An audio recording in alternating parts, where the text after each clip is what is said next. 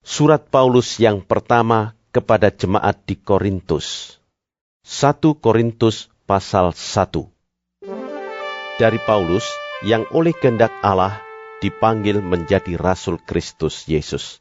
Dan dari Sostenes, saudara kita, kepada jemaat Allah di Korintus, yaitu mereka yang dikuduskan dalam Kristus Yesus dan yang dipanggil menjadi orang-orang kudus dengan semua orang di segala tempat, yang berseru kepada nama Tuhan kita Yesus Kristus, yaitu Tuhan mereka dan Tuhan kita. Kasih karunia dan damai sejahtera dari Allah Bapa kita dan dari Tuhan Yesus Kristus menyertai kamu. Aku senantiasa mengucap syukur kepada Allahku karena kamu atas kasih karunia Allah yang dianugerahkannya kepada kamu dalam Kristus Yesus. Sebab di dalam Dia kamu telah menjadi kaya dalam segala hal, dalam segala macam perkataan dan segala macam pengetahuan, sesuai dengan kesaksian tentang Kristus yang telah diteguhkan di antara kamu. Demikianlah kamu tidak kekurangan dalam suatu karunia pun, sementara kamu menantikan penyataan Tuhan kita Yesus Kristus. Ia juga akan meneguhkan kamu sampai kepada kesudahannya, sehingga kamu tak bercacat pada hari Tuhan kita Yesus Kristus. Allah yang memanggil kamu kepada persekutuan dengan anaknya Yesus Kristus Tuhan kita adalah setia.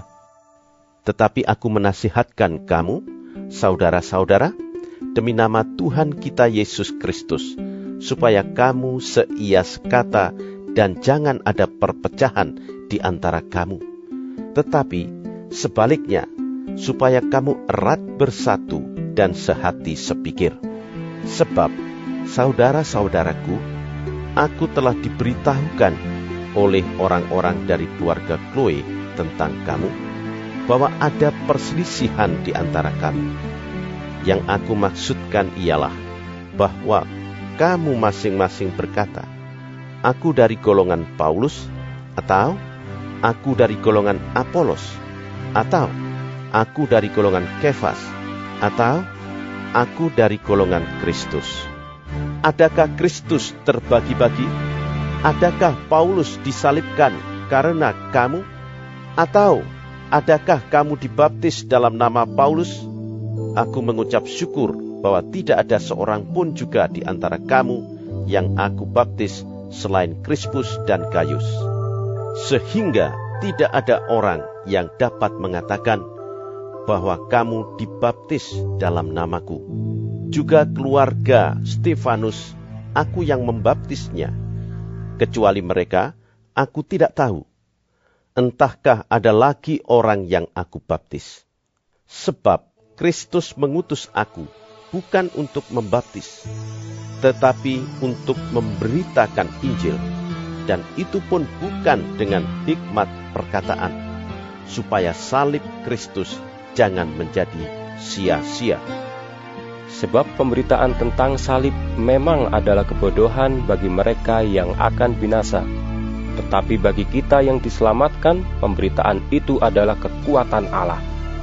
Karena ada tertulis, aku akan membinasakan hikmat orang-orang berhikmat dan kearifan orang-orang bijak akan kulenyapkan. Di manakah orang yang berhikmat? Di manakah ahli Taurat? Di manakah pembantah dari dunia ini? Bukankah Allah telah membuat hikmat dunia ini menjadi kebodohan? Oleh karena dunia dalam hikmat Allah tidak mengenal Allah oleh hikmatnya, maka Allah berkenan menyelamatkan mereka yang percaya oleh kebodohan pemberitaan Injil. Orang-orang Yahudi menghendaki tanda dan orang-orang Yunani mencari hikmat. Tetapi kami memberitakan Kristus yang disalibkan. Untuk orang-orang Yahudi suatu batu sandungan, dan untuk orang-orang bukan Yahudi suatu kebodohan.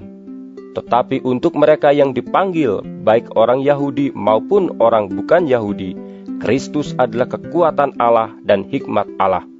Sebab yang bodoh dari Allah lebih besar hikmatnya daripada manusia, dan yang lemah dari Allah lebih kuat daripada manusia.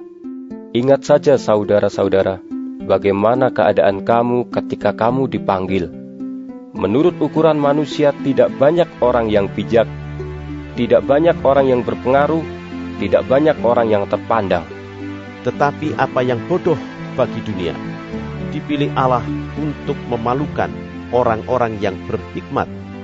Dan apa yang lemah bagi dunia, dipilih Allah untuk memalukan apa yang kuat. Dan apa yang tidak terpandang dan yang hina bagi dunia, dipilih Allah, bahkan apa yang tidak berarti, dipilih Allah untuk meniadakan apa yang berarti, supaya jangan ada seorang manusia pun yang memegahkan diri di hadapan Allah. Tetapi oleh Dia kamu berada dalam Kristus Yesus, yang oleh Allah telah menjadi hikmat bagi kita. Ia membenarkan dan menguduskan dan menebus kita. Karena itu, seperti ada tertulis, barang siapa yang bermegah, hendaklah ia bermegah di dalam Tuhan. 1 Korintus pasal 2. Demikianlah pula, ketika aku datang kepadamu, saudara-saudara, aku tidak datang dengan kata-kata yang indah atau dengan hikmat untuk menyampaikan kesaksian Allah kepada kamu. Sebab aku telah memutuskan untuk tidak mengetahui apa-apa di antara kamu selain Yesus Kristus, yaitu Dia yang disalibkan. Aku juga telah datang kepadamu dalam kelemahan dan dengan sangat takut dan gentar. Baik perkataanku maupun pemberitaanku tidak kusampaikan dengan kata-kata hikmat yang meyakinkan, tetapi dengan keyakinan akan kekuatan roh, supaya iman kamu jangan bergantung pada hikmat manusia, tetapi pada kekuatan Allah. Sungguh pun demikian, kami memberitakan hikmat di kalangan mereka yang telah matang, yaitu hikmat yang bukan dari dunia ini, dan yang bukan dari penguasa-penguasa dunia ini, yaitu penguasa-penguasa yang akan ditiadakan. Tetapi yang kami beritakan ialah hikmat Allah yang tersembunyi dan rahasia, yang sebelum dunia dijadikan telah disediakan Allah bagi kemuliaan kita. Tidak ada dari penguasa dunia ini yang mengenalnya, sebab kalau sekiranya mereka mengenalnya, mereka tidak menyalibkan Tuhan yang mulia. Tetapi seperti ada tertulis, apa yang tidak pernah dilihat oleh mata, dan tidak pernah didengar oleh telinga, dan yang tidak pernah timbul di dalam hati manusia, semua yang disediakan Allah untuk mereka yang mengasihi Dia. Karena kepada kita Allah telah menyatakannya oleh Roh, sebab Roh menyelidiki segala sesuatu, bahkan hal-hal yang tersembunyi dalam diri Allah. Siapa gerangan di antara manusia yang tahu apa yang terdapat di dalam diri manusia selain roh manusia sendiri yang ada di dalam dia? Demikian pula lah, tidak ada orang yang tahu apa yang terdapat di dalam diri Allah selain roh Allah.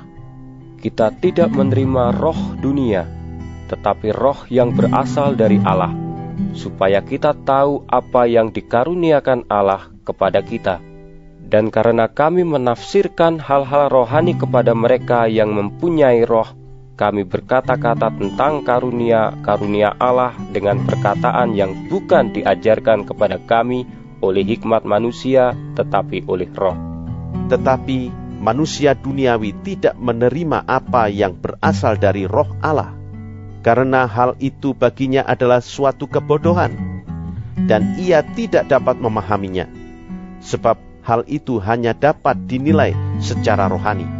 Tetapi manusia rohani menilai segala sesuatu, tetapi ia sendiri tidak dinilai oleh orang lain. Sebab, siapakah yang mengetahui pikiran Tuhan sehingga ia dapat menasihati Dia? Tetapi kami memiliki pikiran Kristus. 1 Korintus pasal 3. Dan aku, saudara-saudara, pada waktu itu tidak dapat berbicara dengan kamu seperti dengan manusia rohani, tetapi hanya dengan manusia duniawi yang belum dewasa dalam Kristus.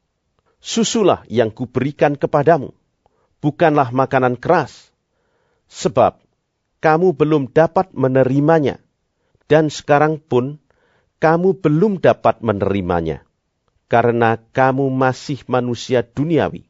Sebab, jika di antara kamu ada iri hati dan perselisihan, bukankah hal itu menunjukkan bahwa kamu manusia duniawi dan bahwa kamu hidup secara manusiawi? Karena jika yang seorang berkata, "Aku dari golongan Paulus," dan yang lain berkata, "Aku dari golongan Apolos," bukankah hal itu menunjukkan bahwa kamu manusia duniawi yang bukan rohani? Jadi, apakah Apolos, apakah Paulus, pelayan-pelayan Tuhan yang olehnya kamu menjadi percaya masing-masing menurut jalan yang diberikan Tuhan kepadanya? Aku menanam, Apolos menyiram, tetapi Allah yang memberi pertumbuhan. Karena itu, yang penting bukanlah yang menanam atau yang menyiram, melainkan Allah yang memberi pertumbuhan.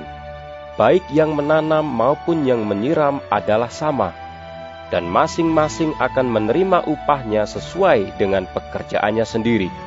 Karena kami adalah kawan sekerja Allah, kamu adalah ladang Allah, bangunan Allah.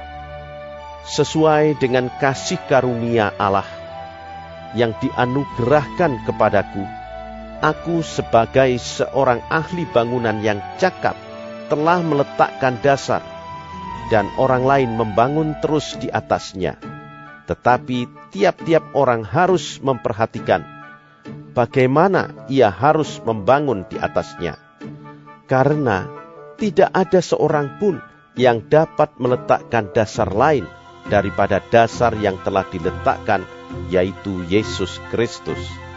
Entahkah orang membangun di atas dasar ini dengan emas, perak, batu permata, kayu, rumput kering atau jerami.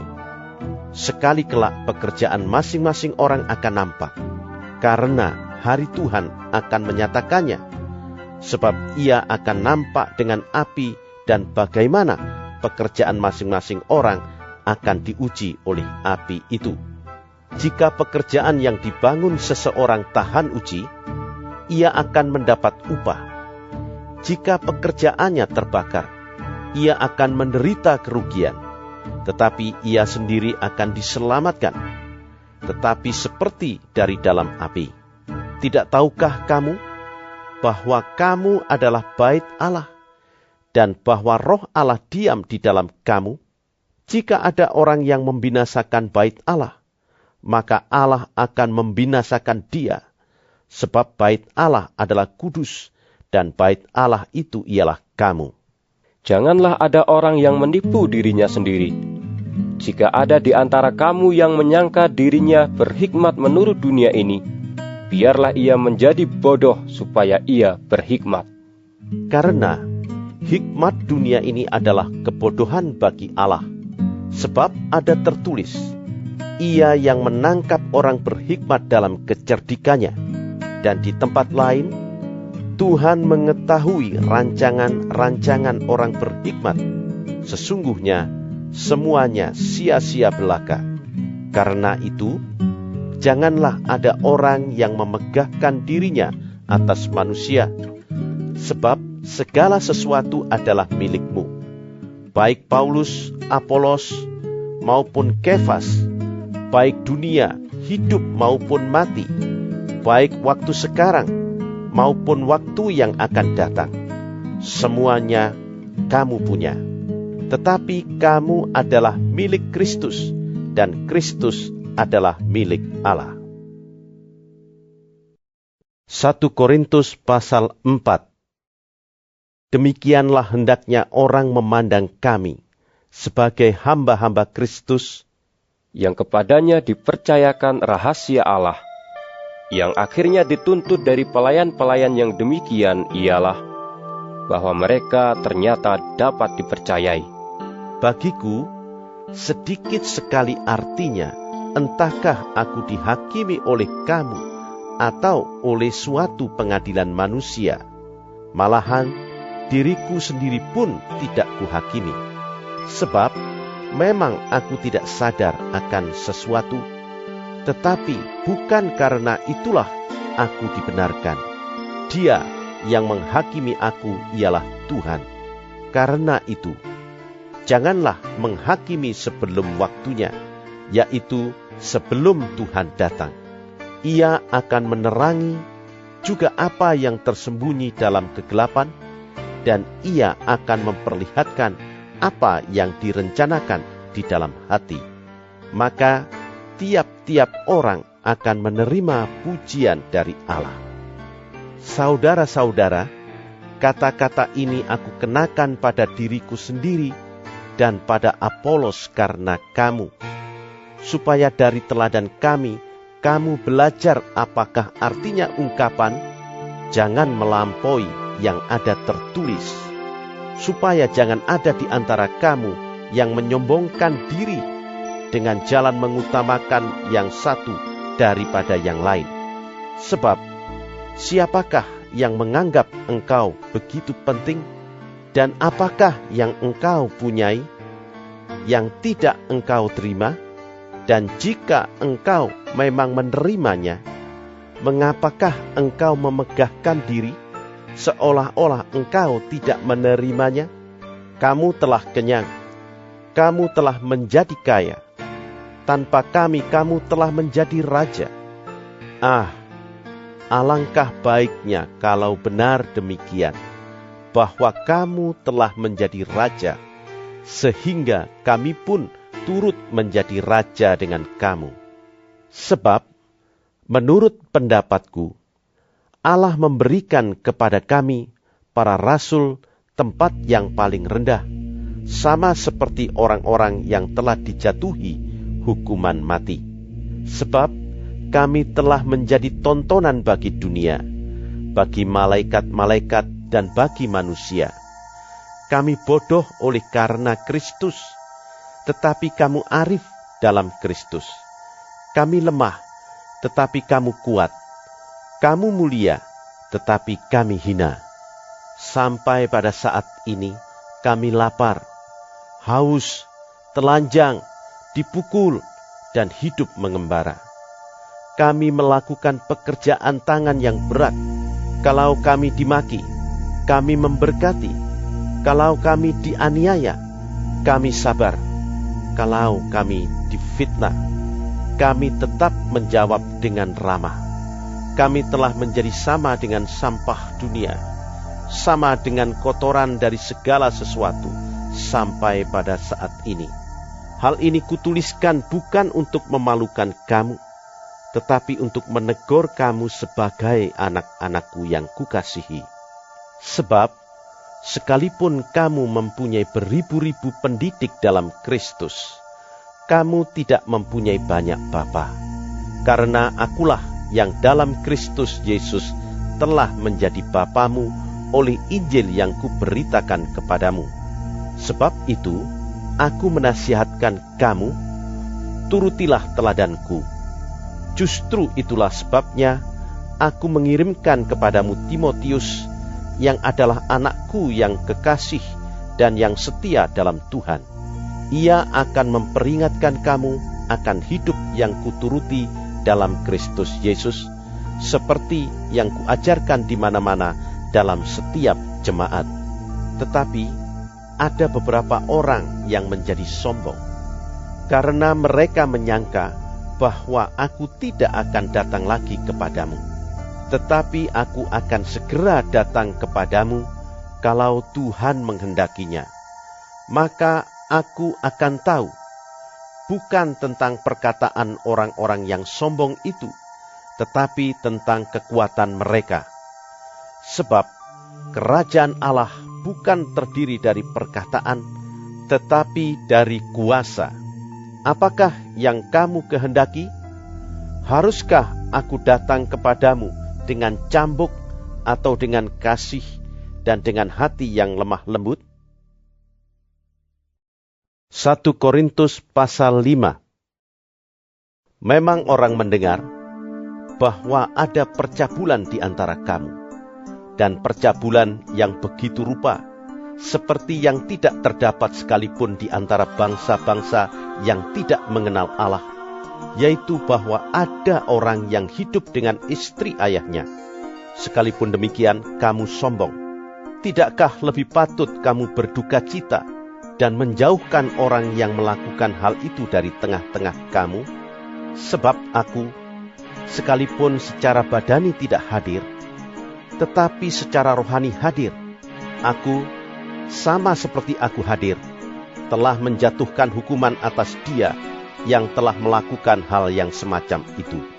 Bila mana kita berkumpul dalam roh, kamu bersama-sama dengan aku, dengan kuasa Yesus Tuhan kita. Orang itu harus kita serahkan dalam nama Tuhan Yesus kepada iblis, sehingga binasa tubuhnya, agar rohnya diselamatkan pada hari Tuhan. Kemegahanmu tidak baik. Tidak tahukah kamu bahwa sedikit ragi menghamiri seluruh adonan? Buanglah ragi yang lama itu, supaya kamu menjadi adonan yang baru. Sebab kamu memang tidak beragi. Sebab anak domba Paskah kita juga telah disembelih, yaitu Kristus. Karena itu marilah kita berpesta, bukan dengan ragi yang lama, bukan pula dengan ragi keburukan dan kejahatan, tetapi dengan roti yang tidak beragi, yaitu kemurnian dan kebenaran. Dalam suratku telah kutuliskan kepadamu, supaya kamu jangan bergaul dengan orang-orang cabul. Yang aku maksudkan, bukanlah dengan semua orang cabul pada umumnya dari dunia ini, atau dengan semua orang kikir dan penipu, atau dengan semua penyembah berhala, karena jika demikian, kamu harus meninggalkan dunia ini. Tetapi yang kutuliskan kepada kamu ialah, supaya kamu jangan bergaul dengan orang yang sekalipun menyebut dirinya saudara, adalah orang cabul, kikir, penyembah berhala, pemfitnah, pemabuk, atau penipu. Dengan orang yang demikian, janganlah kamu sekali-kali makan bersama-sama. Sebab, dengan wewenang apakah aku menghakimi mereka yang berada di luar jemaat? Bukankah kamu hanya menghakimi mereka yang berada di dalam jemaat? Mereka yang berada di luar jemaat akan dihakimi Allah. Usirlah orang yang melakukan kejahatan dari tengah-tengah kamu. 1 Korintus pasal 6. Apakah ada seorang di antara kamu yang jika berselisih dengan orang lain, berani mencari keadilan pada orang-orang yang tidak benar dan bukan pada orang-orang kudus? Atau tidak tahukah kamu bahwa orang-orang kudus akan menghakimi dunia? Dan jika penghakiman dunia berada dalam tangan kamu, tidakkah kamu sanggup untuk mengurus perkara-perkara yang tidak berarti? Tidak tahukah kamu bahwa kita akan menghakimi malaikat-malaikat? Jadi, apalagi perkara-perkara biasa dalam hidup kita sehari-hari. Sekalipun demikian, jika kamu harus mengurus perkara-perkara biasa, kamu menyerahkan urusan itu kepada mereka yang tidak berarti dalam jemaat. Hal ini kukatakan untuk memalukan kamu. Tidak adakah seorang di antara kamu yang berhikmat, yang dapat mengurus perkara-perkara dari saudara-saudaranya? Adakah saudara yang satu mencari keadilan terhadap saudara yang lain? Dan justru pada orang-orang yang tidak percaya, adanya saja perkara di antara kamu yang seorang terhadap yang lain telah merupakan kekalahan bagi kamu. Mengapa kamu tidak lebih suka menderita ketidakadilan? Mengapakah kamu tidak lebih suka dirugikan? Tetapi kamu sendiri melakukan ketidakadilan dan kamu sendiri mendatangkan kerugian. Dan hal itu kamu buat terhadap saudara-saudaramu. Atau tidak tahukah kamu bahwa orang-orang yang tidak adil tidak akan mendapat bagian dalam kerajaan Allah? Janganlah sesat. Orang cabul, penyembah berhala, orang berzina, banci, orang pemburit, pencuri, orang kikir, pemabuk, pemfitnah, dan penipu tidak akan mendapat bagian dalam kerajaan Allah. dan beberapa orang di antara kamu demikianlah dahulu. Tetapi kamu telah memberi dirimu disucikan, kamu telah dikuduskan, kamu telah dibenarkan dalam nama Tuhan Yesus Kristus dan dalam Roh Allah kita. Segala sesuatu halal bagiku, tetapi bukan semuanya berguna. Segala sesuatu halal bagiku, tetapi aku tidak membiarkan diriku diperhamba oleh suatu apapun. Makanan adalah untuk perut, dan perut untuk makanan. Tetapi kedua-duanya akan dibinasakan Allah. Tetapi tubuh bukanlah untuk percabulan, melainkan untuk Tuhan, dan Tuhan untuk tubuh. Allah yang membangkitkan Tuhan akan membangkitkan kita juga oleh kuasa-Nya. Tidak tahukah kamu bahwa tubuhmu adalah anggota Kristus? Akan kuambilkah anggota Kristus untuk menyerahkannya kepada percabulan? Sekali-kali tidak. Atau tidak tahukah kamu bahwa siapa yang mengikatkan dirinya pada perempuan cabul menjadi satu tubuh dengan dia? Sebab demikianlah kata Nas, keduanya akan menjadi satu daging. Tetapi siapa yang mengikatkan dirinya pada Tuhan menjadi satu roh dengan dia. Jauhkanlah dirimu dari percabulan.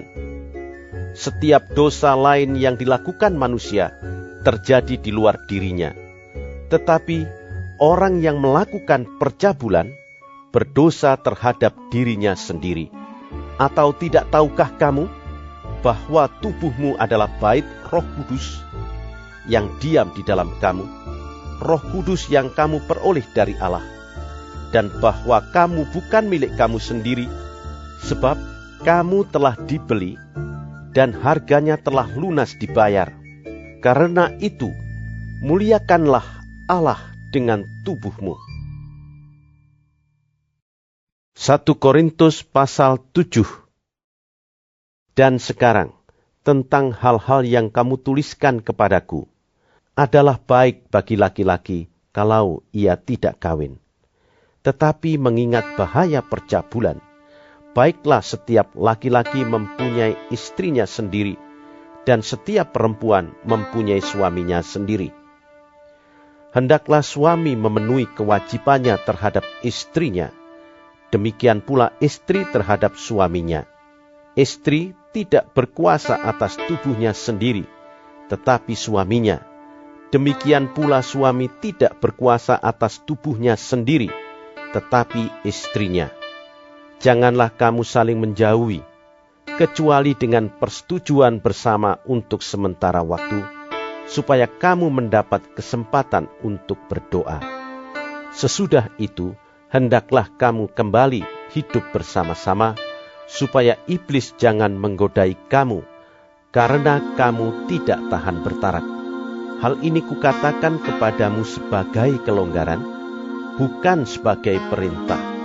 Namun demikian, alangkah baiknya kalau semua orang seperti aku. Tetapi setiap orang menerima dari Allah karunia-Nya yang khas, yang seorang karunia ini, yang lain karunia itu. Tetapi kepada orang-orang yang tidak kawin dan kepada janda-janda, aku anjurkan, supaya baiklah mereka tinggal dalam keadaan seperti aku. Tetapi kalau mereka tidak dapat menguasai diri, baiklah mereka kawin. Sebab lebih baik kawin daripada hangus karena hawa nafsu. Kepada orang-orang yang telah kawin, aku tidak, bukan aku, tetapi Tuhan, perintahkan supaya seorang istri tidak boleh menceraikan suaminya. Dan jikalau ia bercerai, ia harus tetap hidup tanpa suami, atau berdamai dengan suaminya. Dan seorang suami tidak boleh menceraikan istrinya. Kepada orang-orang lain, aku, bukan Tuhan. Katakan, kalau ada seorang saudara beristrikan seorang yang tidak beriman, dan perempuan itu mau hidup bersama-sama dengan dia, janganlah saudara itu menceraikan dia. Dan kalau ada seorang istri bersuamikan seorang yang tidak beriman, dan laki-laki itu mau hidup bersama-sama dengan dia, janganlah ia menceraikan laki-laki itu, karena suami yang tidak beriman itu dikuduskan oleh istrinya, dan istri yang tidak beriman itu dikuduskan oleh suaminya. Andai kata tidak demikian, niscaya anak-anakmu adalah anak cemar, tetapi sekarang mereka adalah anak-anak kudus. Tetapi kalau orang yang tidak beriman itu mau bercerai, biarlah ia bercerai. Dalam hal yang demikian, saudara atau saudari tidak terikat. Tetapi Allah memanggil kamu untuk hidup dalam damai sejahtera. Sebab bagaimanakah engkau mengetahui, hai istri, apakah engkau tidak akan menyelamatkan suamimu? Atau bagaimanakah engkau mengetahui, hai suami, apakah engkau tidak akan menyelamatkan istrimu? Selanjutnya, hendaklah tiap-tiap orang tetap hidup seperti yang telah ditentukan Tuhan baginya, dan dalam keadaan seperti waktu ia dipanggil Allah. Inilah ketetapan yang kuberikan kepada semua jemaat. Kalau seorang dipanggil dalam keadaan bersunat, janganlah ia berusaha meniadakan tanda-tanda sunat itu. Dan kalau seorang dipanggil dalam keadaan tidak bersunat, janganlah ia mau bersunat. Sebab bersunat atau tidak bersunat tidak penting. Yang penting ialah mentaati hukum-hukum Allah. Baiklah tiap-tiap orang tinggal dalam keadaan seperti waktu ia dipanggil Allah. Adakah engkau hamba waktu engkau dipanggil? Itu tidak apa-apa. Tetapi jikalau engkau mendapat kesempatan untuk dibebaskan, pergunakanlah kesempatan itu. Sebab seorang hamba yang dipanggil oleh Tuhan dalam pelayanannya adalah orang bebas milik Tuhan. Demikian pula orang bebas yang dipanggil Kristus adalah hambanya. Kamu telah dibeli dan harganya telah lunas dibayar. Karena itu, janganlah kamu menjadi hamba manusia. Saudara-saudara, hendaklah tiap-tiap orang tinggal di hadapan Allah dalam keadaan seperti pada waktu ia dipanggil. Sekarang tentang para gadis. Untuk mereka aku tidak mendapat perintah dari Tuhan. Tetapi aku memberikan pendapatku sebagai seorang yang dapat dipercayai karena rahmat yang diterimanya dari Allah.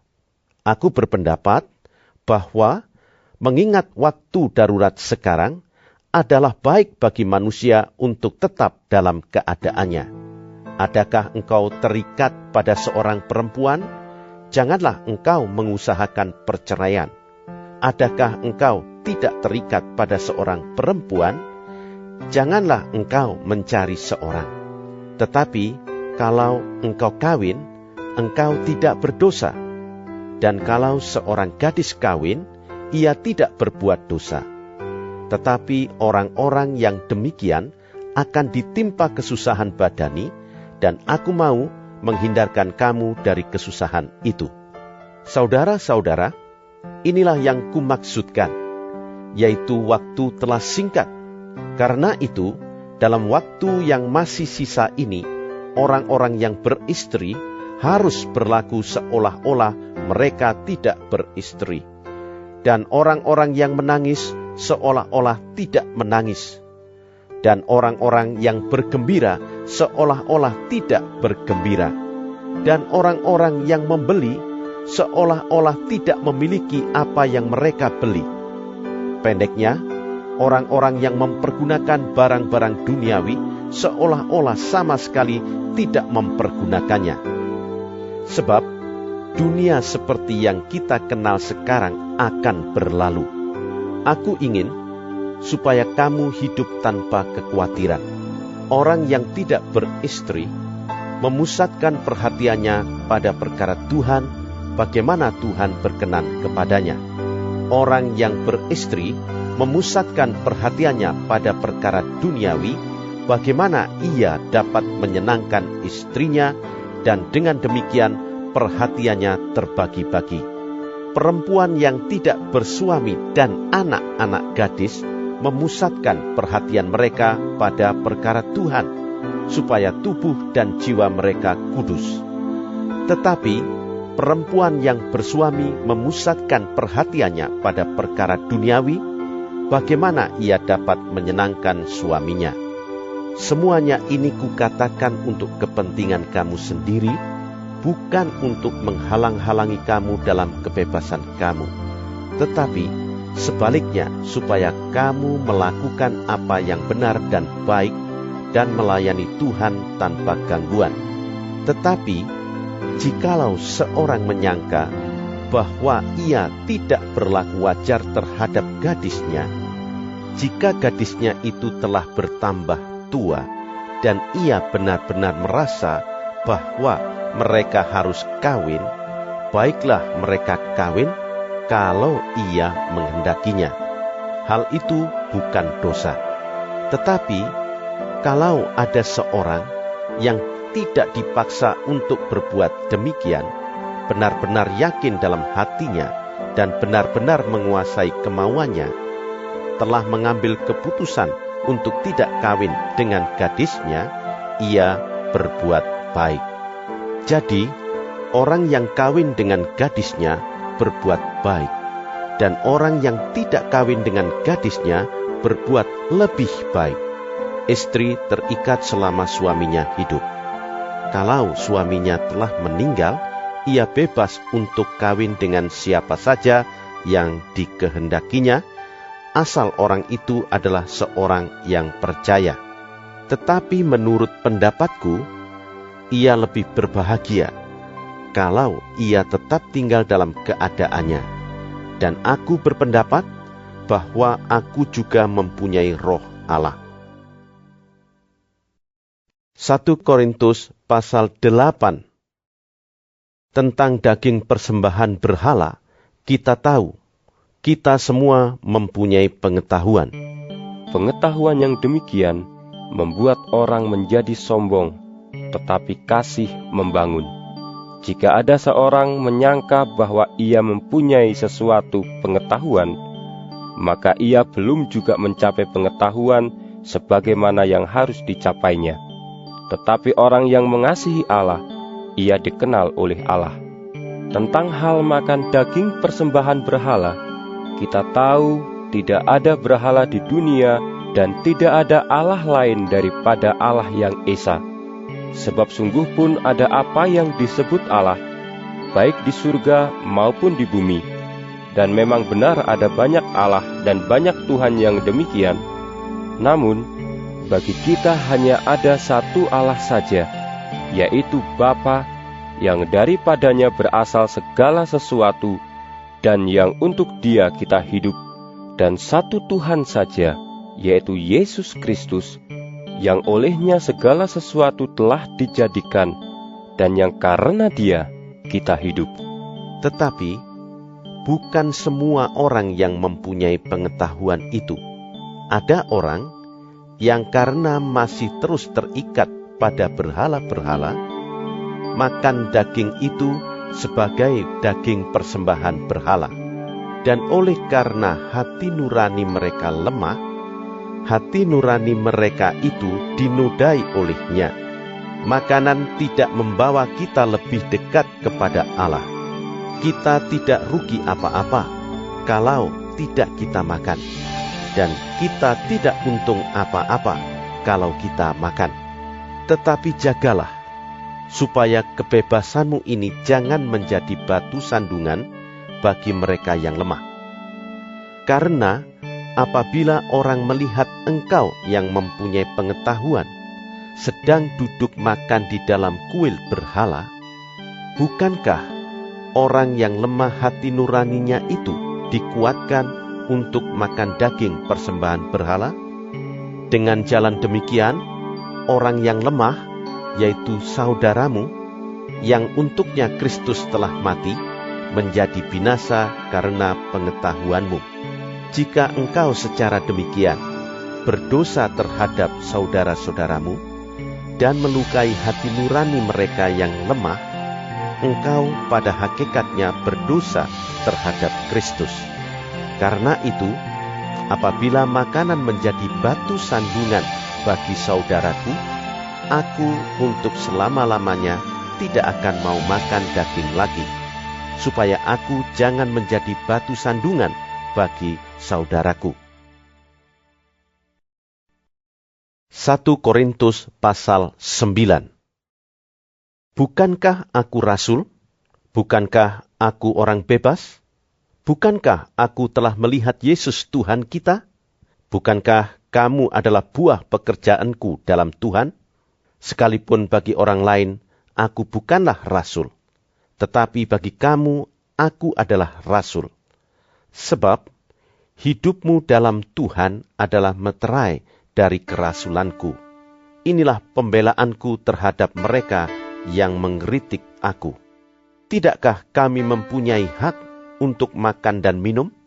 Tidakkah kami mempunyai hak untuk membawa seorang istri Kristen dalam perjalanan kami seperti yang dilakukan rasul-rasul lain dan saudara-saudara Tuhan dan Kefas? Atau hanya aku dan Barnabas sajakah yang tidak mempunyai hak untuk dibebaskan dari pekerjaan tangan? Siapakah yang pernah turut dalam peperangan atas biayanya sendiri? Siapakah yang menanami kebun anggur dan tidak memakan buahnya? Atau siapakah yang mengembalakan kawanan domba dan yang tidak minum susu domba itu? Apa yang kukatakan ini bukanlah hanya pikiran manusia saja. Bukankah hukum Taurat juga berkata-kata demikian? Sebab dalam hukum Musa ada tertulis, janganlah engkau memberangus mulut lembu yang sedang mengirik. Lembukah yang Allah perhatikan? Atau kitakah yang ia maksudkan? Ya, untuk kitalah hal ini ditulis, yaitu pembajak harus membajak dalam pengharapan, dan pengirik harus mengirik dalam pengharapan untuk memperoleh bagiannya. Jadi, jika kami telah menaburkan benih rohani bagi kamu, berlebih-lebihankah kalau kami menuai hasil duniawi daripada kamu? Kalau orang lain mempunyai hak untuk mengharapkan hal itu daripada kamu, bukankah kami mempunyai hak yang lebih besar? Tetapi kami tidak mempergunakan hak itu. Sebaliknya, kami menanggung segala sesuatu supaya jangan kami mengadakan rintangan bagi pemberitaan Injil Kristus. Tidak tahukah kamu bahwa mereka yang melayani dalam tempat kudus mendapat penghidupannya dari tempat kudus itu, dan bahwa mereka yang melayani mezbah mendapat bahagian mereka dari mezbah itu? Demikian pula Tuhan telah menetapkan bahwa mereka yang memberitakan Injil harus hidup dari pemberitaan Injil itu. Tetapi, aku tidak pernah mempergunakan satu pun dari hak-hak itu. Aku tidak menulis semuanya ini, supaya aku pun diperlakukan juga demikian.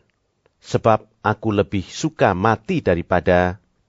Sungguh, kemegahanku tidak dapat ditiadakan siapapun juga. Karena jika aku memberitakan Injil, aku tidak mempunyai alasan untuk memegahkan diri. Sebab itu adalah keharusan bagiku.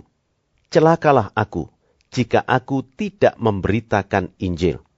Kalau andai kata aku melakukannya menurut kehendakku sendiri, memang aku berhak menerima upah. Tetapi karena aku melakukannya bukan menurut kehendakku sendiri, pemberitaan itu adalah tugas penyelenggaraan yang ditanggungkan kepadaku. Kalau demikian, apakah upahku? Upahku ialah ini, bahwa aku boleh memberitakan Injil tanpa upah, dan bahwa aku tidak mempergunakan hakku sebagai pemberita Injil. Sungguh pun aku bebas terhadap semua orang. Aku menjadikan diriku hamba dari semua orang, supaya aku boleh memenangkan sebanyak mungkin orang. Demikianlah, bagi orang Yahudi, aku menjadi seperti orang Yahudi, supaya aku memenangkan orang-orang Yahudi. Bagi orang-orang yang hidup di bawah hukum Taurat, aku menjadi seperti orang yang hidup di bawah hukum Taurat, sekalipun aku sendiri tidak hidup di bawah hukum Taurat, supaya aku dapat memenangkan mereka yang hidup di bawah hukum Taurat. Bagi orang-orang yang tidak hidup di bawah hukum Taurat, aku menjadi seperti orang yang tidak hidup di bawah hukum Taurat, sekalipun aku tidak hidup di luar hukum Allah, karena aku hidup di bawah hukum Kristus, supaya aku dapat memenangkan mereka yang tidak hidup di bawah hukum Taurat. Bagi orang-orang yang lemah, aku menjadi seperti orang yang lemah, supaya aku dapat menyelamatkan mereka yang lemah. Bagi semua orang aku telah menjadi segala-galanya, supaya aku sedapat mungkin memenangkan beberapa orang dari antara mereka. Segala sesuatu ini aku lakukan karena Injil, supaya aku mendapat bagian dalamnya. Tidak tahukah kamu bahwa dalam gelanggang pertandingan semua peserta turut berlari, tetapi bahwa hanya satu orang saja yang mendapat hadiah? Karena itu, larilah begitu rupa, sehingga kamu memperolehnya. Tiap-tiap orang yang turut mengambil bagian dalam pertandingan menguasai dirinya dalam segala hal. Mereka berbuat demikian untuk memperoleh suatu mahkota yang fana, tetapi kita untuk memperoleh suatu mahkota yang abadi. Sebab itu, aku tidak berlari tanpa tujuan, dan aku bukan petinju yang sembarangan saja memukul. Tetapi aku melatih tubuhku dan menguasainya seluruhnya, supaya sesudah memberitakan Injil kepada orang lain, jangan aku sendiri ditolak. 1 Korintus pasal 10. Aku mau supaya kamu mengetahui, saudara-saudara, bahwa nenek moyang kita semua berada di bawah perlindungan awan, dan bahwa mereka semua telah melintasi laut. Untuk menjadi pengikut Musa, mereka semua telah dibaptis dalam awan dan dalam laut. Mereka semua makan makanan rohani yang sama, dan mereka semua minum minuman rohani yang sama, sebab mereka minum dari batu karang rohani yang mengikuti mereka, dan batu karang itu ialah Kristus. Tetapi sungguh pun demikian, Allah tidak berkenan kepada bagian yang terbesar dari mereka, karena mereka ditewaskan di padang gurun.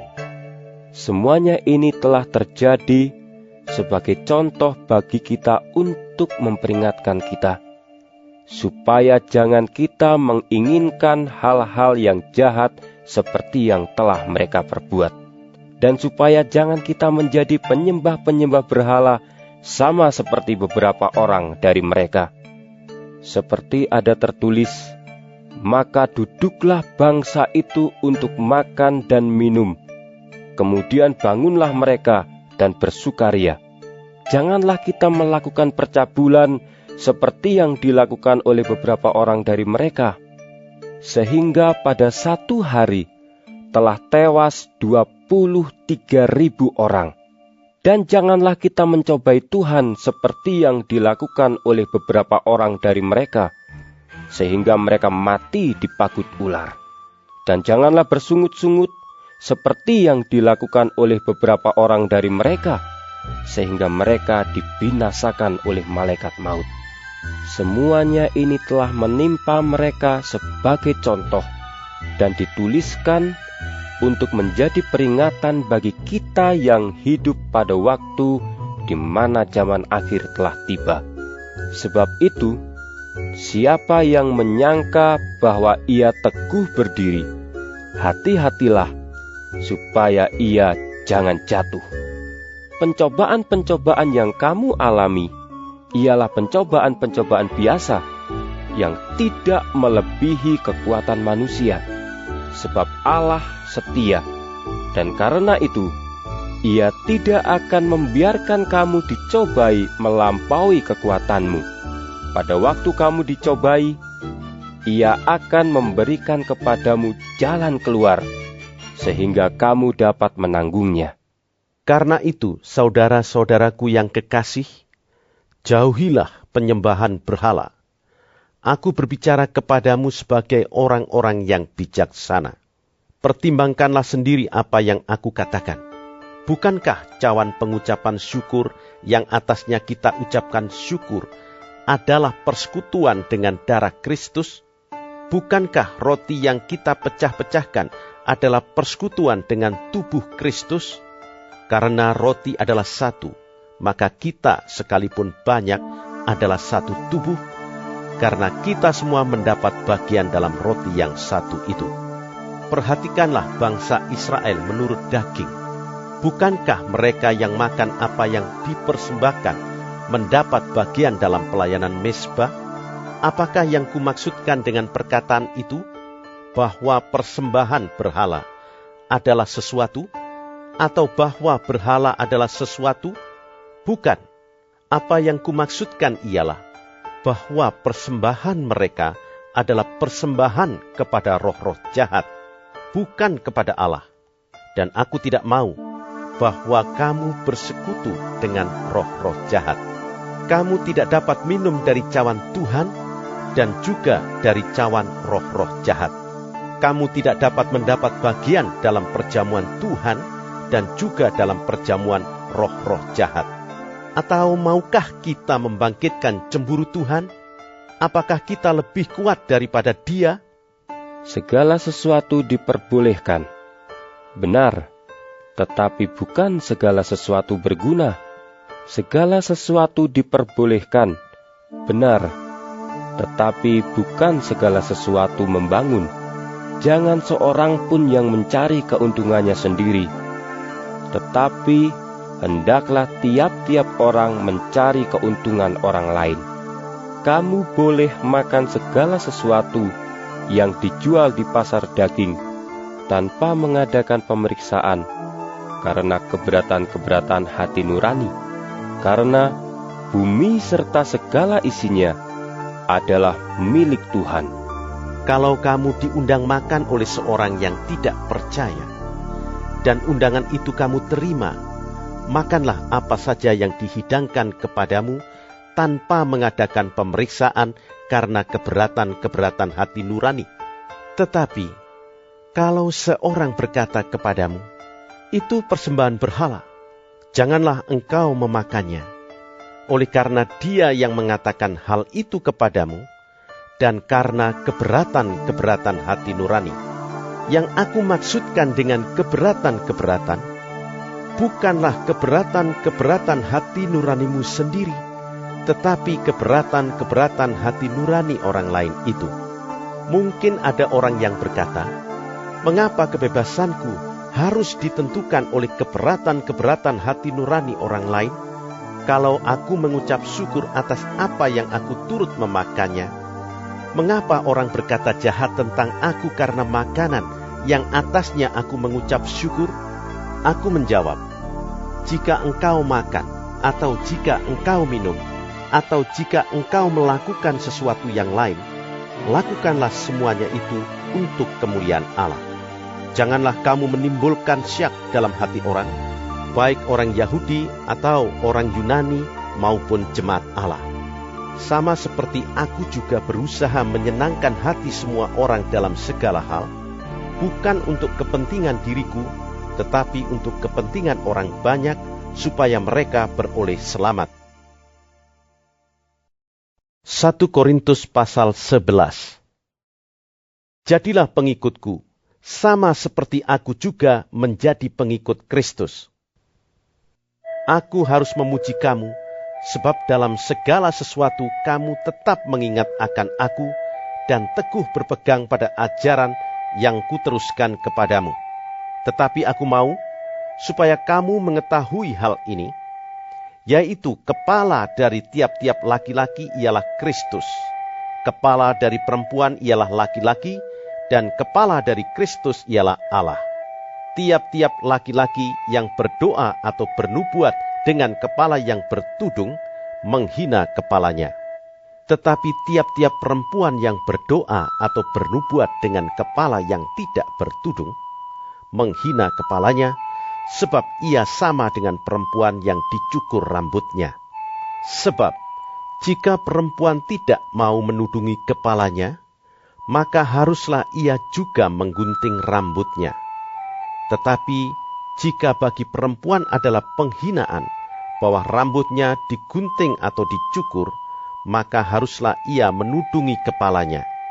Sebab laki-laki tidak perlu menudungi kepalanya. Ia menyinarkan gambaran dan kemuliaan Allah. Tetapi perempuan menyinarkan kemuliaan laki-laki. Sebab laki-laki tidak berasal dari perempuan, tetapi perempuan berasal dari laki-laki. Dan laki-laki tidak diciptakan karena perempuan, tetapi perempuan diciptakan karena laki-laki. Sebab itu, perempuan harus memakai tanda wibawa di kepalanya oleh karena para malaikat. Namun demikian, dalam Tuhan tidak ada perempuan tanpa laki-laki, dan tidak ada laki-laki tanpa perempuan.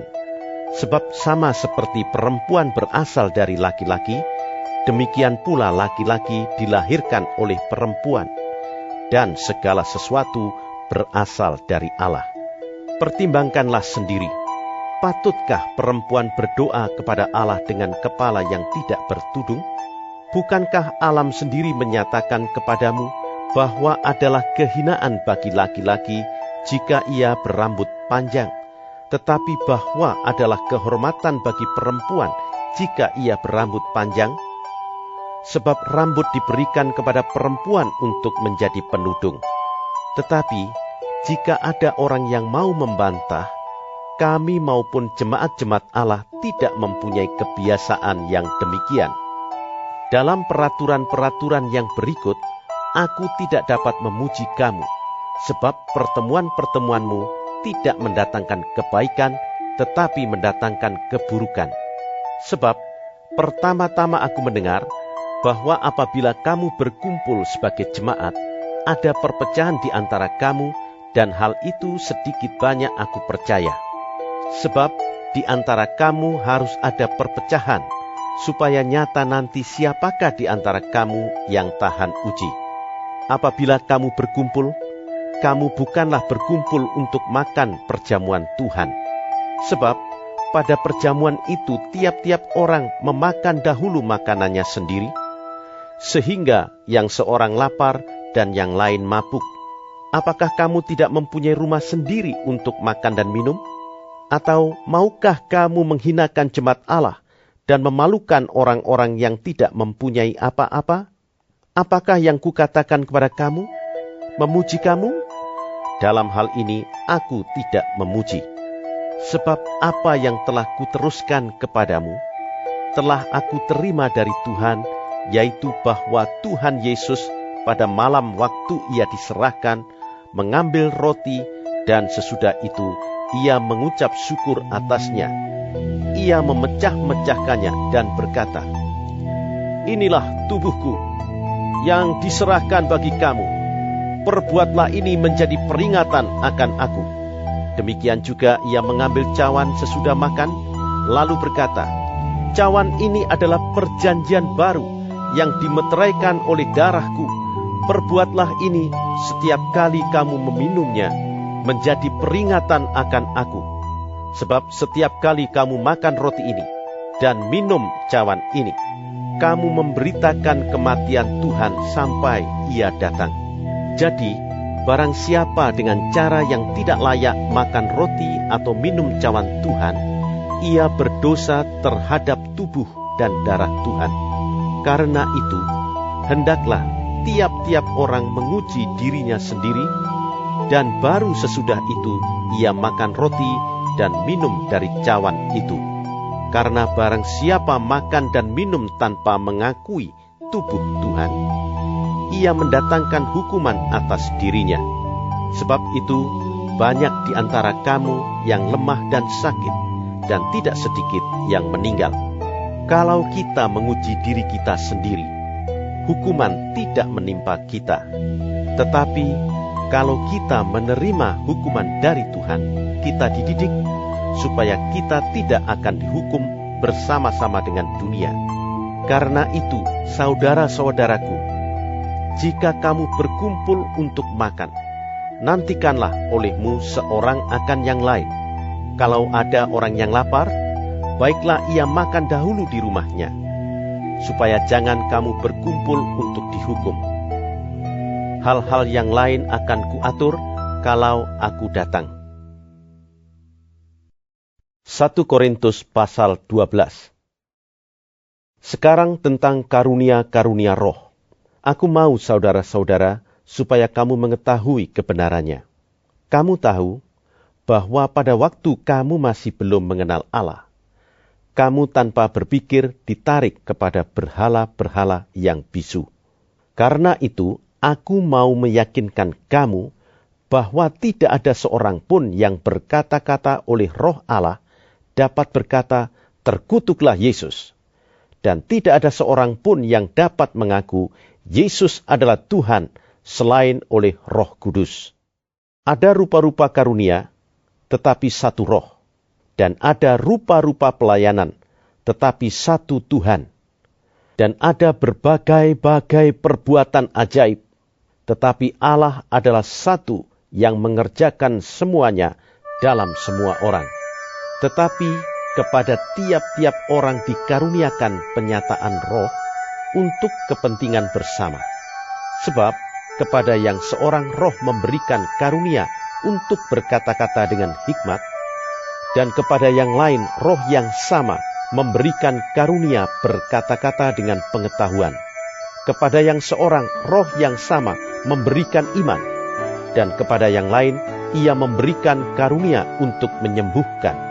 Kepada yang seorang roh memberikan kuasa untuk mengadakan mujizat, dan kepada yang lain ia memberikan karunia untuk bernubuat, dan kepada yang lain lagi ia memberikan karunia untuk membedakan bermacam-macam roh. Kepada yang seorang ia memberikan karunia untuk berkata-kata dengan bahasa roh, dan kepada yang lain ia memberikan karunia untuk menafsirkan bahasa roh itu. Tetapi semuanya ini dikerjakan oleh Roh yang satu dan yang sama, yang memberikan karunia kepada tiap-tiap orang secara khusus seperti yang dikehendakinya. Karena sama seperti tubuh itu satu, dan anggota-anggotanya banyak, dan segala anggota itu sekalipun banyak merupakan satu tubuh, demikian pula Kristus. Sebab dalam satu roh, kita semua, baik orang Yahudi maupun orang Yunani, baik budak maupun orang merdeka, telah dibaptis menjadi satu tubuh, dan kita semua diberi minum dari satu roh. Karena tubuh juga tidak terdiri dari satu anggota, tetapi atas banyak anggota. Andai kata kaki berkata, "Karena aku bukan tangan, aku tidak termasuk tubuh." Jadi benarkah ia tidak termasuk tubuh? Dan andai kata telinga berkata, "Karena aku bukan mata, aku tidak termasuk tubuh." Jadi benarkah ia tidak termasuk tubuh? Andai kata tubuh seluruhnya adalah mata, di manakah pendengaran? Andai kata seluruhnya adalah telinga, di manakah penciuman? Tetapi Allah telah memberikan kepada anggota masing-masing secara khusus suatu tempat pada tubuh seperti yang dikehendakinya. Andai kata semuanya adalah satu anggota, di manakah tubuh? Memang ada banyak anggota, tetapi hanya satu tubuh. Jadi mata tidak dapat berkata kepada tangan, "Aku tidak membutuhkan engkau." Dan kepala tidak dapat berkata kepada kaki, "Aku tidak membutuhkan engkau." Malahan justru anggota-anggota tubuh yang nampaknya paling lemah, yang paling dibutuhkan. Dan kepada anggota-anggota tubuh yang menurut pemandangan kita kurang terhormat, kita berikan penghormatan khusus. Dan terhadap anggota-anggota kita yang tidak elok, kita berikan perhatian khusus.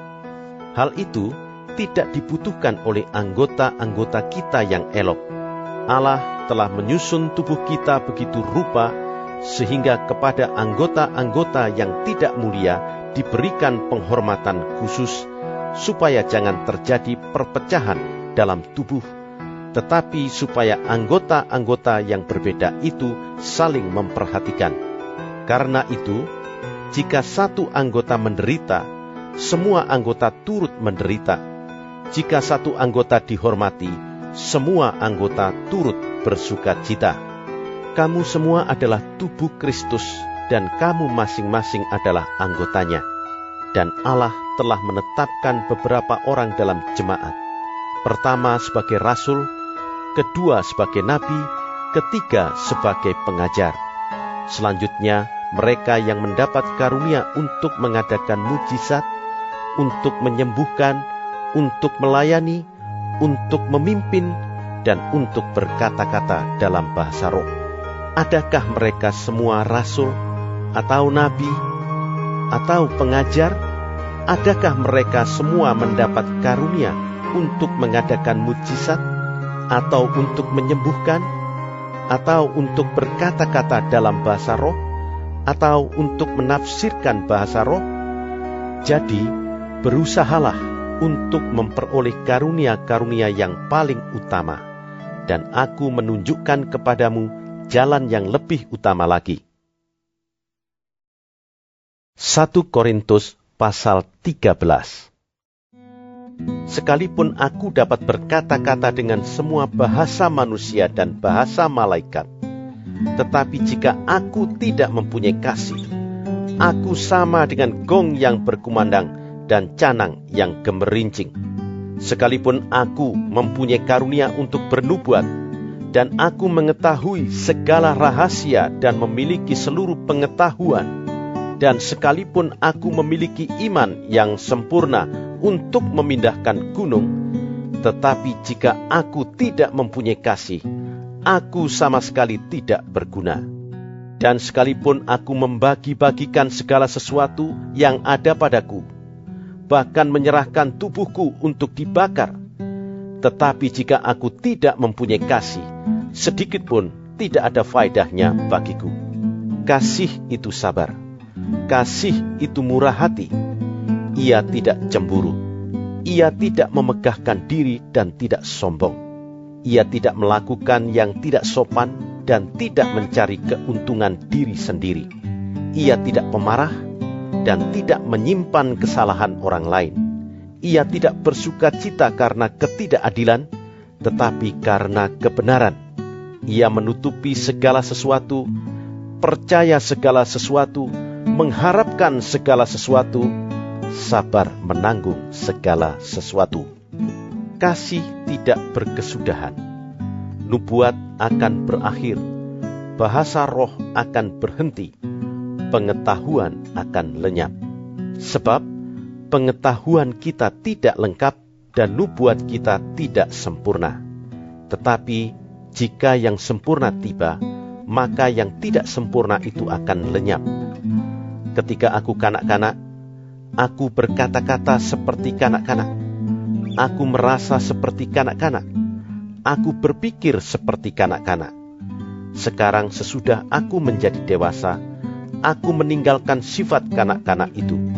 Karena sekarang kita melihat dalam cermin suatu gambaran yang samar-samar, tetapi nanti kita akan melihat muka dengan muka. Sekarang aku hanya mengenal dengan tidak sempurna, tetapi nanti aku akan mengenal dengan sempurna, seperti aku sendiri dikenal. Demikianlah tinggal ketiga hal ini, yaitu iman, pengharapan, dan kasih. Dan yang paling besar di antaranya ialah kasih. 1 Korintus pasal 14. Kejarlah kasih itu, dan usahakanlah dirimu memperoleh karunia-karunia roh, terutama karunia untuk bernubuat. Siapa yang berkata-kata dengan bahasa roh, tidak berkata-kata kepada manusia, tetapi kepada Allah. Sebab tidak ada seorang pun yang mengerti bahasanya. Oleh Roh ia mengucapkan hal-hal yang rahasia. Tetapi siapa yang bernubuat, ia berkata-kata kepada manusia, ia membangun, menasihati dan menghibur. Siapa yang berkata-kata dengan bahasa roh, ia membangun dirinya sendiri. Tetapi siapa yang bernubuat, ia membangun jemaat. Aku suka supaya kamu semua berkata-kata dengan bahasa roh, tetapi lebih daripada itu, supaya kamu bernubuat. Sebab orang yang bernubuat lebih berharga daripada orang yang berkata-kata dengan bahasa roh, kecuali kalau orang itu juga menafsirkannya, sehingga jemaat dapat dibangun. Jadi, saudara-saudara, jika aku datang kepadamu dan berkata-kata dengan bahasa roh, apakah gunanya itu bagimu?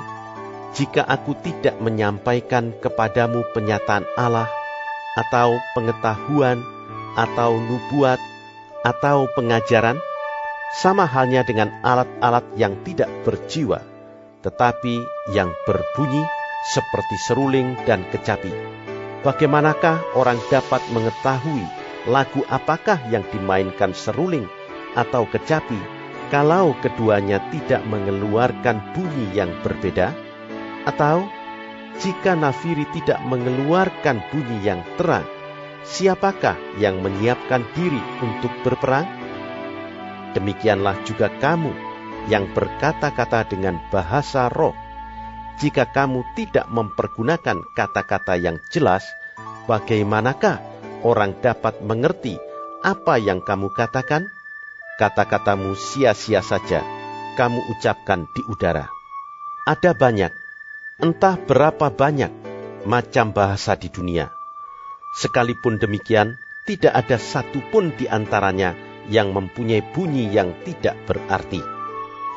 Tetapi, jika aku tidak mengetahui arti bahasa itu, aku menjadi orang asing bagi dia yang mempergunakannya, dan dia orang asing bagiku.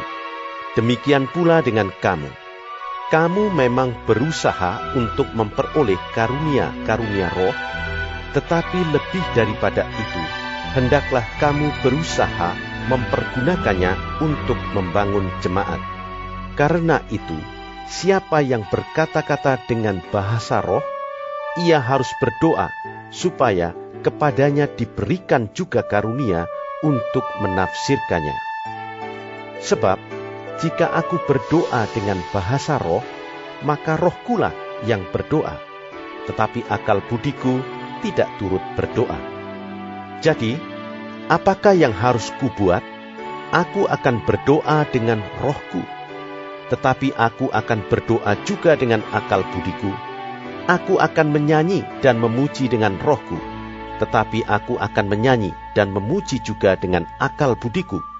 Sebab, jika engkau mengucap syukur dengan rohmu saja, bagaimanakah orang biasa yang hadir sebagai pendengar dapat mengatakan amin atas pengucapan syukurmu? Bukankah ia tidak tahu apa yang engkau katakan? Sebab, sekalipun pengucapan syukurmu itu sangat baik, tetapi orang lain tidak dibangun olehnya. Aku mengucap syukur kepada Allah, bahwa aku berkata-kata dengan bahasa roh lebih daripada kamu semua. Tetapi dalam pertemuan jemaat, aku lebih suka mengucapkan 5 kata yang dapat dimengerti untuk mengajar orang lain juga, daripada beribu-ribu kata dengan bahasa roh. Saudara-saudara, janganlah sama seperti anak-anak dalam pemikiranmu. Jadilah anak-anak dalam kejahatan, tetapi orang dewasa dalam pemikiranmu. Dalam hukum Taurat ada tertulis, oleh orang-orang yang mempunyai bahasa lain, dan oleh mulut orang-orang asing, aku akan berbicara kepada bangsa ini. Namun demikian mereka tidak akan mendengarkan aku, firman Tuhan. Karena itu, karunia bahasa roh adalah tanda, bukan untuk orang yang beriman, tetapi untuk orang yang tidak beriman. Sedangkan karunia untuk bernubuat adalah tanda, bukan untuk orang yang tidak beriman, tetapi untuk orang yang beriman. Jadi, kalau seluruh jemaat berkumpul bersama-sama dan tiap-tiap orang berkata-kata dengan bahasa roh, lalu masuklah orang-orang luar atau orang-orang yang tidak beriman, tidakkah akan mereka katakan bahwa kamu gila? Tetapi kalau semua bernubuat, lalu masuk orang yang tidak beriman atau orang baru, ia akan diyakinkan oleh semua dan diselidiki oleh semua. Segala rahasia yang terkandung di dalam hatinya akan menjadi nyata, sehingga ia akan sujud menyembah Allah dan mengaku, "Sungguh, Allah ada di tengah-tengah kamu." Jadi bagaimana sekarang, saudara-saudara? Bila mana kamu berkumpul, hendaklah tiap-tiap orang mempersembahkan sesuatu, yang seorang mazmur, yang lain pengajaran, atau penyataan Allah, atau karunia bahasa roh, atau karunia untuk menafsirkan bahasa roh. Tetapi semuanya itu harus dipergunakan untuk membangun. Jika ada yang berkata-kata dengan bahasa roh, biarlah 2 atau sebanyak-banyaknya 3 orang, seorang demi seorang, dan harus ada seorang lain untuk menafsirkannya. Jika tidak ada orang yang dapat menafsirkannya, hendaklah mereka berdiam diri dalam pertemuan jemaat, dan hanya boleh berkata-kata kepada dirinya sendiri dan kepada Allah.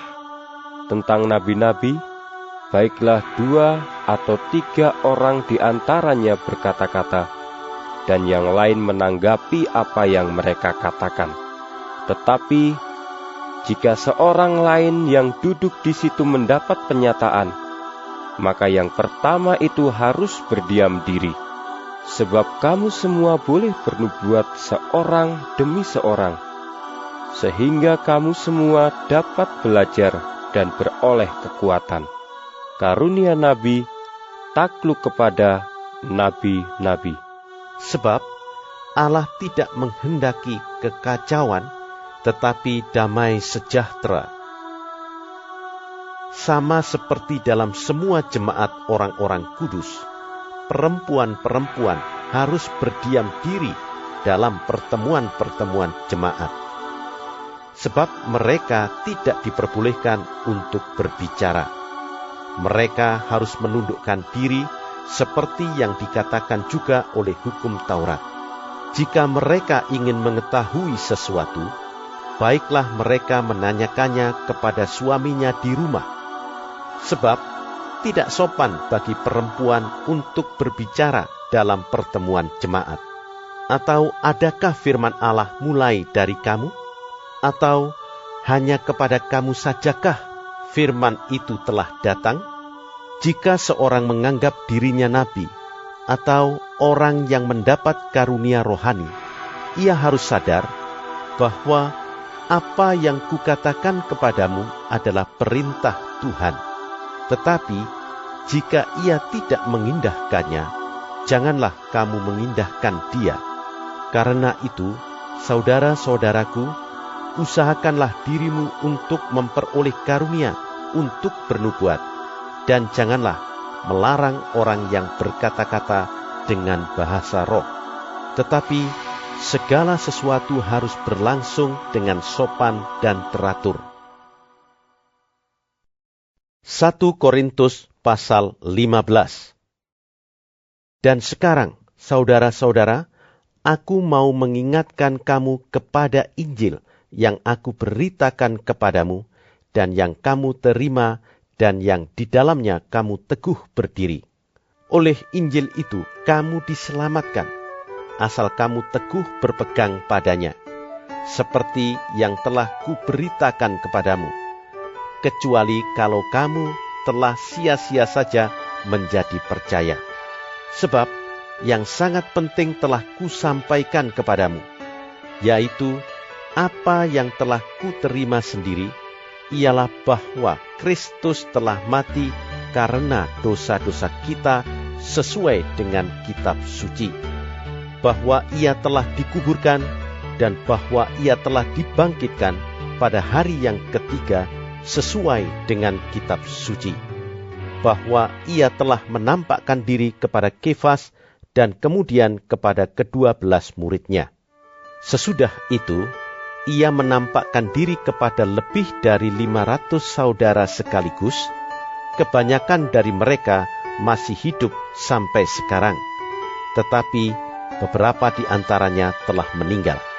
Selanjutnya, ia menampakkan diri kepada Yakobus, kemudian kepada semua rasul, dan yang paling akhir dari semuanya, ia menampakkan diri juga kepadaku, sama seperti kepada anak yang lahir sebelum waktunya.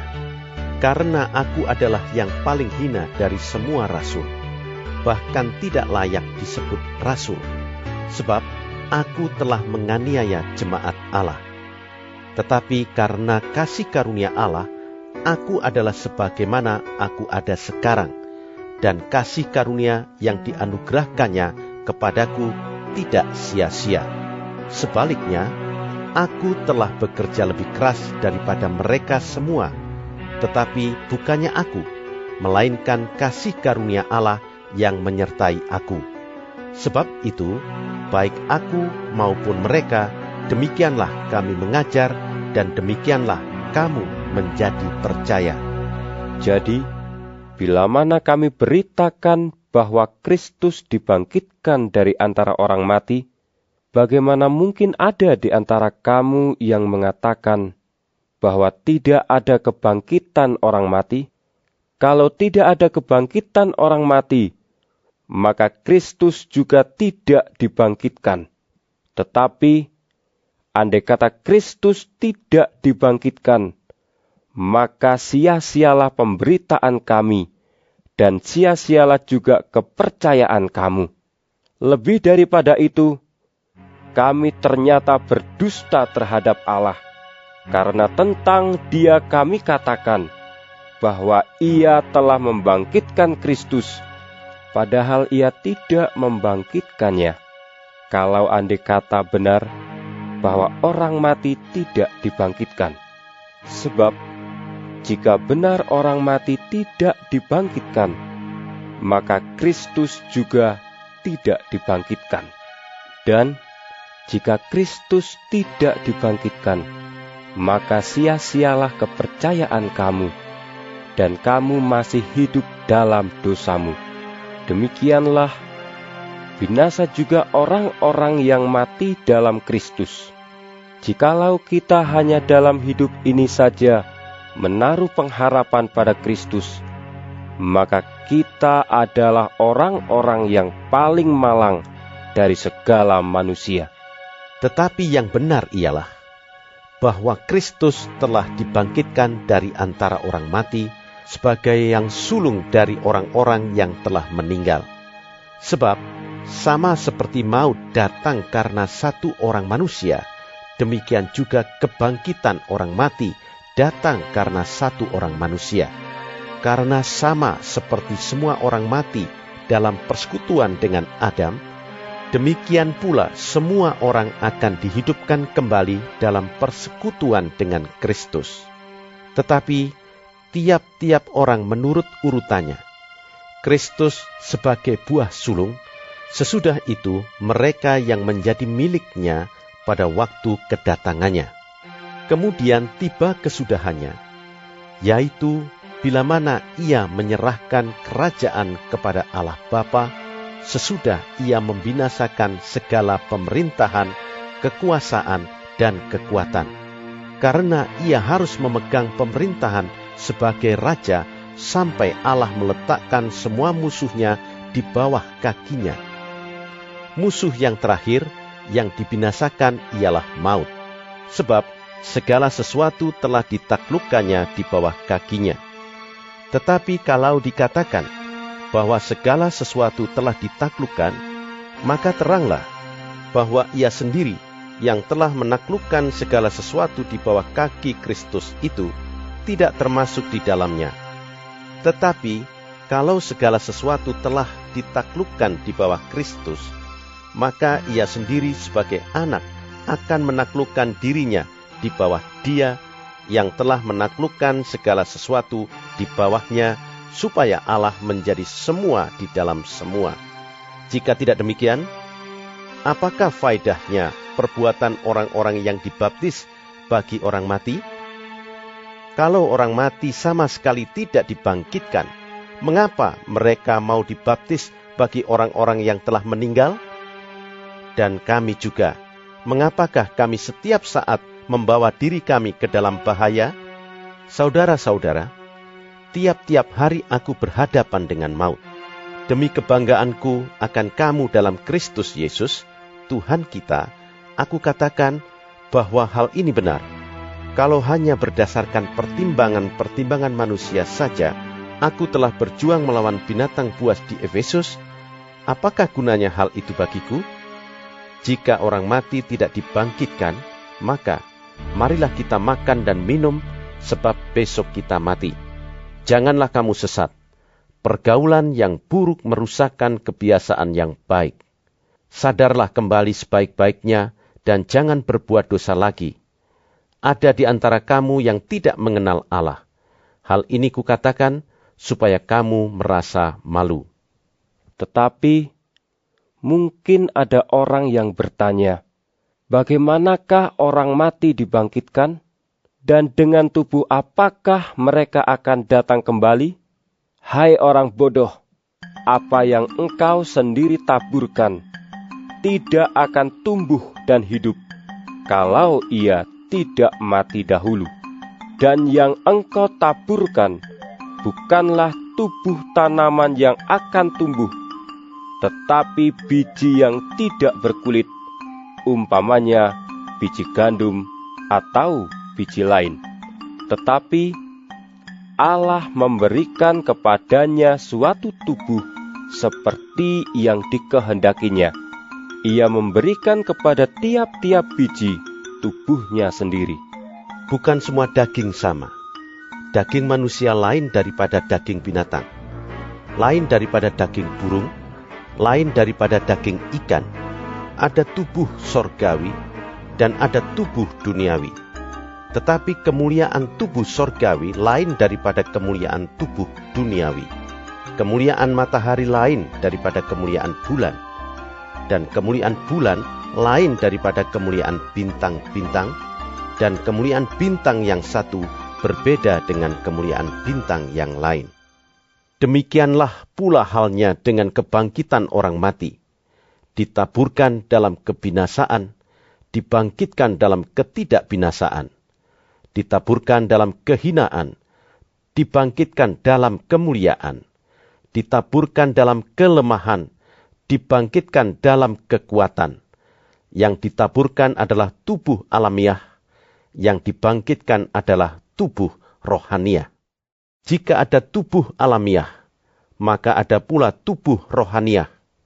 Seperti ada tertulis, manusia pertama, Adam, menjadi makhluk yang hidup, tetapi Adam yang akhir menjadi roh yang menghidupkan.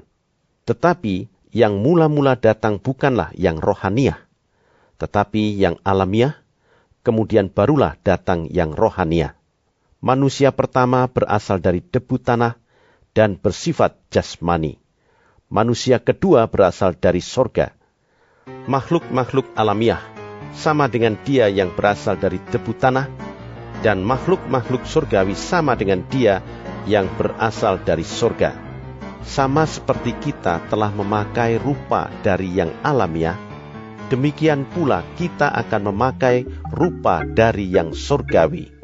Saudara-saudara, inilah yang hendak kukatakan kepadamu, yaitu bahwa daging dan darah tidak mendapat bagian dalam kerajaan Allah, dan bahwa yang binasa tidak mendapat bagian dalam apa yang tidak binasa. Sesungguhnya, aku menyatakan kepadamu suatu rahasia. Kita tidak akan mati semuanya.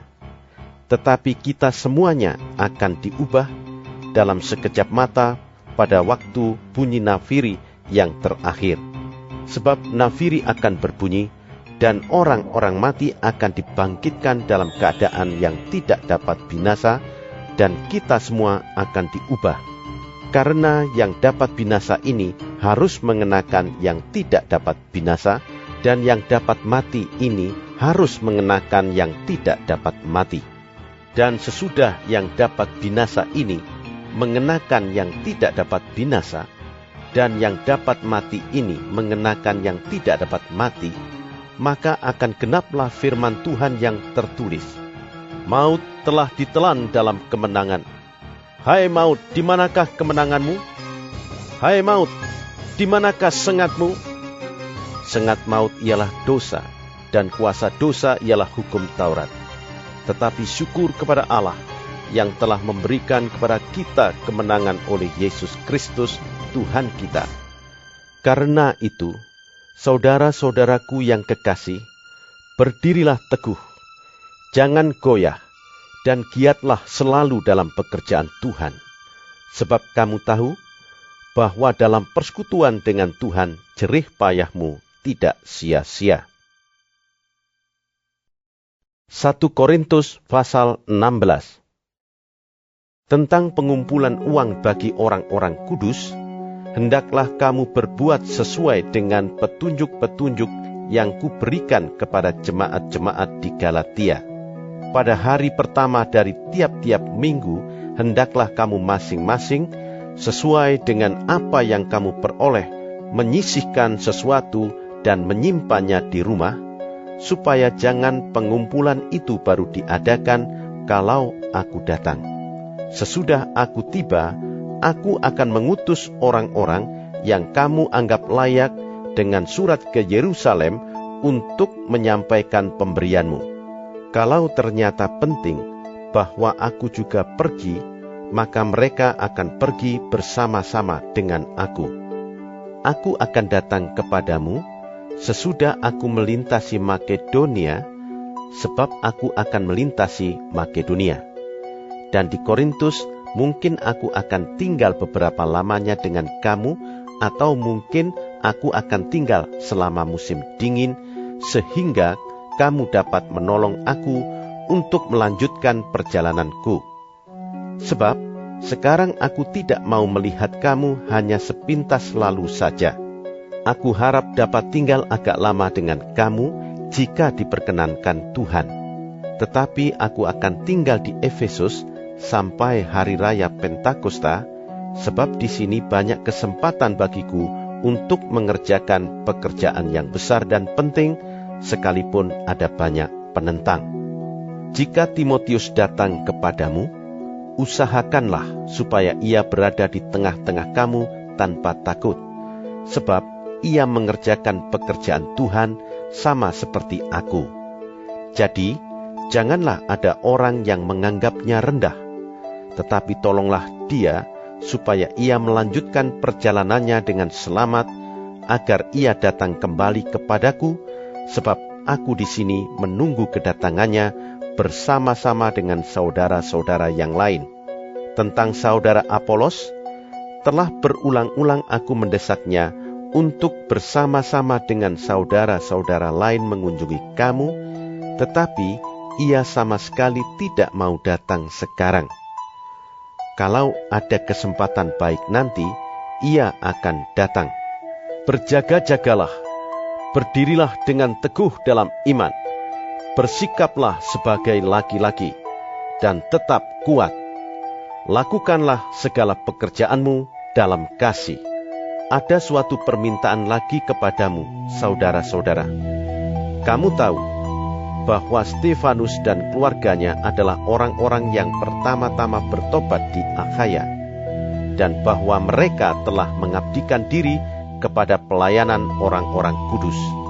Karena itu, taatilah orang-orang yang demikian, dan setiap orang yang turut bekerja dan berjerih payah. Aku bergembira atas kedatangan Stefanus, Fortunatus, dan Akhaikus, karena mereka melengkapi apa yang masih kurang padamu. karena mereka menyegarkan rohku dan roh kami. Hargailah orang-orang yang demikian. Salam kepadamu dari jemaat-jemaat di Asia Kecil. Aquila, Priskila, dan jemaat di rumah mereka menyampaikan berlimpah-limpah salam kepadamu. Salam kepadamu dari saudara-saudara semuanya.